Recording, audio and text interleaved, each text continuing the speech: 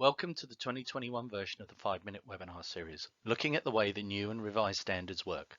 My name is Ken Gaines and I am the Technical Advisor for the Digital and IT sector here at City & Guilds. This webinar will look at what an apprentice should produce for their portfolio.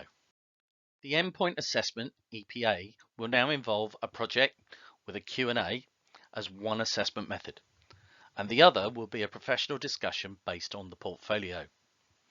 Most assessment plans require the apprentice to provide a project report to be submitted prior to the Q&A session, but some may also require the apprentice to do a presentation at the Q&A session itself. The portfolio will no longer be assessed as part of the overall Endpoint Assessment (EPA) grading. Instead, it is used to underpin the professional discussion and will provide an insight to what the apprentice does and knows. This will allow the IEPA, the Independent Endpoint Assessor, to develop the line of questioning for that professional discussion. But it is still a showcase, and we may still use the term summative portfolio to emphasize that this needs to be their best work and not all their work.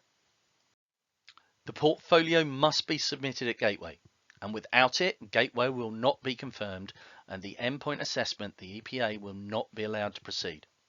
Also, it's important to check the knowledge, skills and behaviours outcomes that need to be covered, as this will be the apprentice's only opportunity to show their capability against them.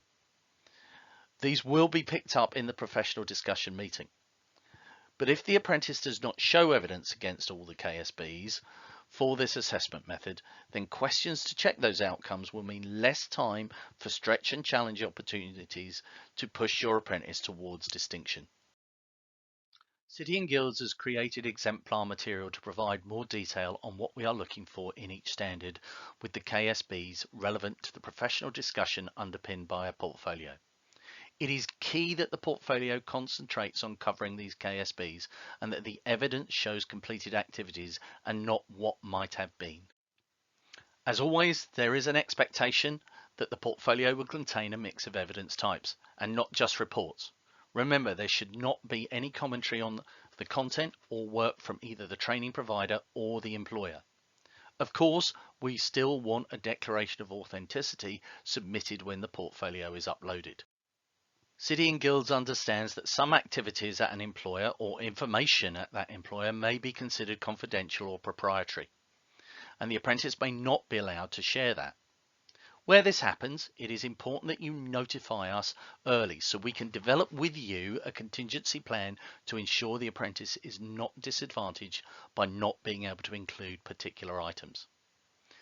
As now, the portfolio can be taken into the professional discussion. It is important that you have the apprentice structure them well to make it easy for them to refer to during that meeting. For more information and support, we have various ways for you to contact us and several webinars and newsletters for you to refer to.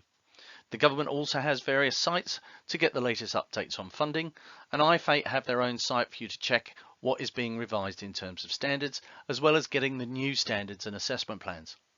David and I are also at the end of an email if you wish to chat further in terms of City & Guilds' approach to digital standards. We would be happy to set up calls with you to discuss this further. Thank you for listening, and check out the other webinars in the latest 2021 series available on the Digital and IT Updates and Webinar page at cityandguilds.com.